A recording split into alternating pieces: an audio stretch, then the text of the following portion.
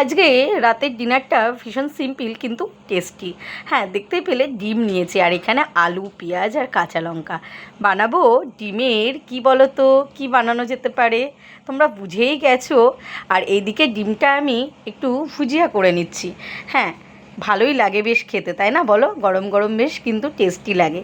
তাই দেখো একটু করে নিলাম ডিমের এই দিকটা ভুজিয়া ভালো করে। আর এই দিকটা দেখো একটুখানি আমি আলু, পেঁয়াজ, কাঁচা লঙ্কা যেটা ওটা একটু ভেজে নিচ্ছি। আমি আগে ভেজে নিই, তারপরে আমি আর কি মিক্সড করব। তোমরাও তাই করো তো?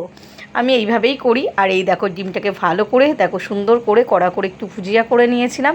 আর এবার করে দিচ্ছি মিক্সড। জানো তো, আলাদা করে ডিমটা ভুজিয়া করে নিয়ে মেশালে আমার মনে হয় বেশি টেস্টি লাগে খেতে। মানে ওই যে আলু ভাজতে ভাজতে তার মধ্যে ডিম দিয়ে যেটা ভুজিয়া, তার থেকে আমার মনে হয় এইভাবে করলে বেশি টেস্টি লাগে খেতে।